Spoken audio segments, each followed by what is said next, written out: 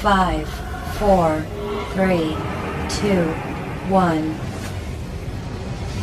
Assalamualaikum warahmatullahi wabarakatuh. Kami dari kelompok 1 mata kuliah akuntansi biaya dengan anggota Aulio Fikram, Aster Monica, Salma Ramadanti, dan Munit Malasari KM. Baiklah, di sini kami akan menjelaskan materi tentang standar costing.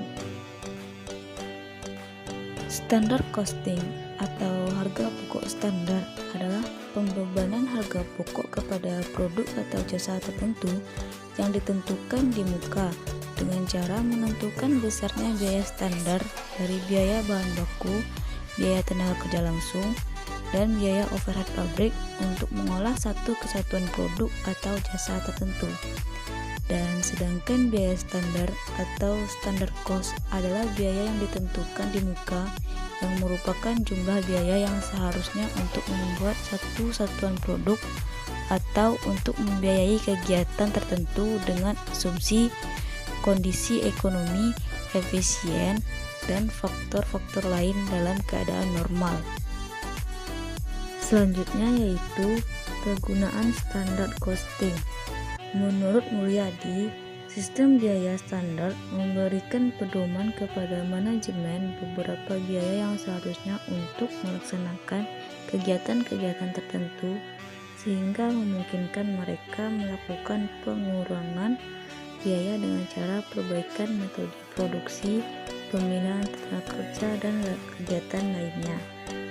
Sedangkan menurut Abdul Halim, pemakaian sistem standar costing memberikan manfaat kepada perusahaan, yaitu pertama, perencanaan dan penyusunan anggaran. Yang kedua, pembuatan keputusan tentang harga jual produk, strategi pengembangan produk, dan lain sebagainya. Yang ketiga, pengendalian biaya. Yang keempat, menilai hasil pelaksanaan. Yang kelima, meningkatkan kesadaran akan pentingnya penghematan biaya. Yang keenam, menerapkan manajemen biaya objektif atau MBO. Yang ketujuh, membebankan biaya yang telah dikeluarkan ke produk selesai dan persediaan produk dalam proses. Yang kedelapan, menekan biaya administrasi dengan menyederhanakan prosedur akuntansi. Dan yang kesembilan, menyajikan laporan biaya dengan cepat. Selanjutnya, hubungan standar costing dengan anggaran. Biaya standar berkaitan dengan biaya per unit dan pada hakikatnya sama tujuannya dengan suatu anggaran. Namun pada skala yang lebih kecil, suatu anggaran dikaitkan dengan jumlah biaya secara keseluruhan, bukan dari jumlah biaya per unit. Anggaran dan standar costing keduanya merupakan penentuan biaya yang dilakukan di muka sebelum suatu kegiatan dilaksanakan. Berdasarkan ketelitian atau ketepatan, standar dapat digolongkan menjadi beberapa jenis, yaitu pertama, standar teoritis. Standar teoritis merupakan standar yang ideal yang dalam pelaksanaannya sulit untuk dapat dicapai. Asumsi yang mendasari standar teoritis ini adalah bahwa standar merupakan tingkat yang paling efisien yang dapat dicapai oleh para pelaksanaan. Kebaikan standar ini dapat digunakan dalam jangka waktu yang relatif lama. Yang kedua, rata-rata biaya waktu yang lalu. Rata-rata biaya yang berlaku memandang biaya-biaya yang tidak efisien yang seharusnya tidak boleh dimasukkan sebagai unsur biaya standar. Tetapi jenis ini berguna pada saat permulaan perusahaan menerapkan sistem biaya standar. Yang ketiga, standar lama. Didasarkan atas taksiran biaya di masa yang akan datang, di bawah asumsi keadaan ekonomi dan kegiatan yang normal, standar ini berguna bagi manajemen dalam perencanaan jangka panjang dan dalam pengambilan keputusan yang bersifat jangka panjang. Yang keempat, pelaksanaan terbaik yang dapat dicapai, yang didasarkan pada tingkat pelaksanaan terbaik yang dapat dicapai dengan memperhitungkan ketidakefisienan kegiatan yang tidak dapat dihindari. Selanjutnya yaitu penentuan harga pokok standar atau penetapan harga pokok standar. Harga pokok standar per unit produk ditetapkan untuk setiap komponen biaya produksi yang terdiri atas biaya bahan baku langsung standar, biaya tenaga kerja langsung standar, dan biaya overhead pabrik standar. Biaya bahan baku langsung standar diperoleh dari pengalian antara standar kuantitas bahan baku langsung yang digunakan untuk menghasilkan satu unit produk dan standar harga per unit bahan baku langsung. Oleh karena itu, standar kuantitas bahan baku langsung dan standar harga bahan baku langsung perlu ditetapkan. Sama halnya dengan biaya bahan baku langsung standar, biaya tenaga kerja langsung standar diperoleh dari pengalian antara standar jam kerja langsung untuk menghasilkan satu unit produk dan standar tarif upah. Oleh karena itu, penetapan biaya tenaga kerja langsung standar terdiri atas penetapan standar jam kerja langsung dan standar tarif upah.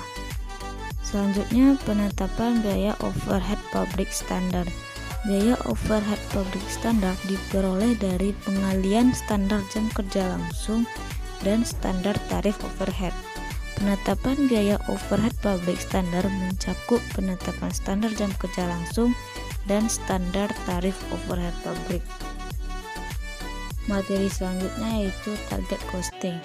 Target costing atau target biaya adalah metode penentuan biaya produksi di mana perusahaan terlebih dahulu menentukan biaya produksi yang harus dikeluarkan berdasarkan harga kompetitif. Dengan demikian, perusahaan memperoleh laba yang diharapkan. Target costing untuk pembuatan sebuah produk dihitung dengan cara mengurangi harga jual dengan laba yang diharapkan. Target costing mempunyai dua tujuan, yaitu untuk mengurangi biaya produk baru agar tingkat keuntungan yang dikehendaki dapat tercapai, dan yang kedua untuk memotivasi seluruh karyawan perusahaan agar memperoleh laba target pada saat pengembangan produk baru dengan menjalankan metode target costing di seluruh aktivitas perusahaan.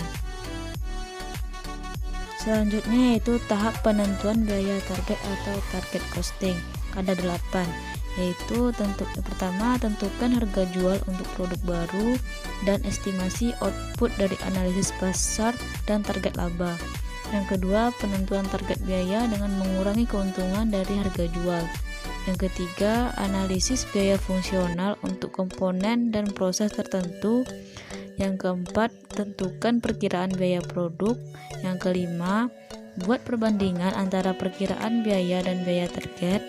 Yang keenam, jika perkiraan biaya lebih besar dari yang ditargetkan, maka ulangi analisis biaya untuk mengurangi perkiraan biaya. Yang ketujuh, keputusan akhir yang harus diambil pada pengenalan produk setelah perkiraan biaya tepat sasaran. Dan yang kedelapan, manajemen biaya saat produksi dilakukan. Terdapat dua alasan mengapa target costing sebaiknya digunakan perusahaan di dalam situasi pasar yang sangat kompetitif. Yaitu pertama, perusahaan tidak dapat menentukan dan mengendalikan harga jual produknya secara sepihak. Yang kedua, sebagian besar biaya produk ditentukan pada tahap desain. Dan selanjutnya, pengimplementasian target costing. Untuk mengimplementasikan metode target costing atau target biaya di dalam perusahaan terdapat serangkaian fase yang harus dilalui oleh perusahaan, yaitu pertama, menentukan harga pasar, selanjutnya menentukan laba yang diharapkan, selanjutnya menghitung target biaya pada harga pasar dikurangi laba yang diharapkan, dan selanjutnya menggunakan rekayasa nilai untuk mengidentifikasi cara yang dapat digunakan untuk menurunkan biaya produk, dan yang terakhir menggunakan perhitungan biaya kaizen dan pengendalian operasional untuk terus menurunkan biaya. Materi selanjutnya yaitu kaizen costing. Kaizen berasal dari bahasa Jepang yang artinya perbaikan berkesinambungan. Dalam dunia bisnis, kaizen dapat diartikan sebagai perbaikan yang dilakukan oleh seluruh bagian organisasi, mulai dari tingkat atas sampai ke tingkat bawah.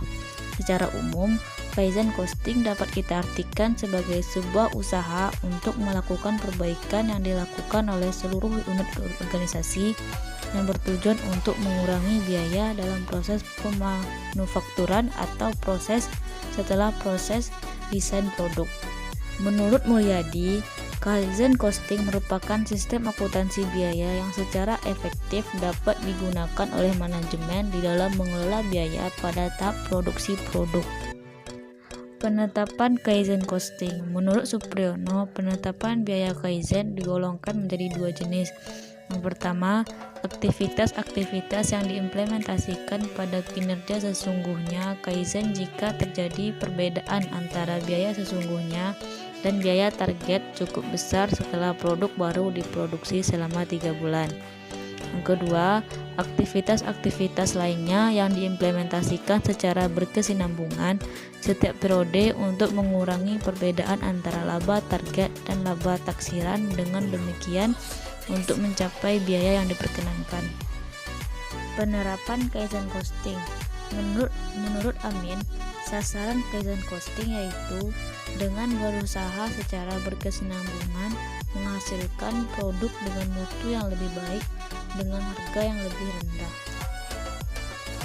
Materi selanjutnya yaitu perbedaan antara standar costing, target costing, dan Kaizen costing. Baiklah, yang pertama saya akan menjelaskan perbedaan antara standar costing dan target costing. Terdapat perbedaan yang amat mendasar. Standar costing adalah kalkulasi biaya yang membebankan objek biaya berdasarkan estimasi yang beralasan dan melalui tarif yang dianggarkan sesuai dengan biaya sesungguhnya.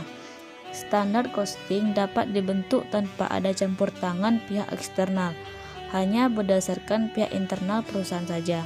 Dalam menentukan target costing, perusahaan harus memperhatikan analisis internal dan eksternal perusahaan. Target costing secara konseptual berbeda dengan standar costing.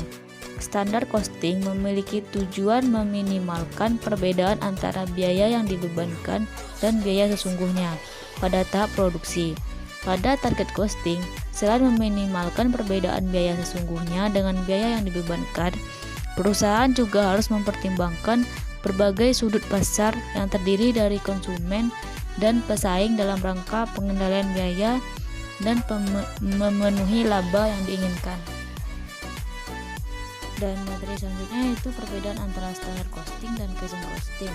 Di sini terdapat 5 perbedaan, dan salah satunya yaitu standar costing di sini menggunakan konsep pengendalian biaya, sedangkan Kaizen costing menggunakan konsep pengurangan biaya.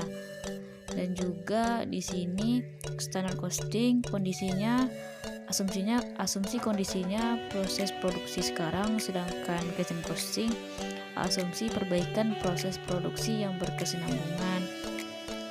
Dan seterusnya, teman-teman bisa lihat di layar perbedaan-perbedaan antara standar costing dan Kaizen costing.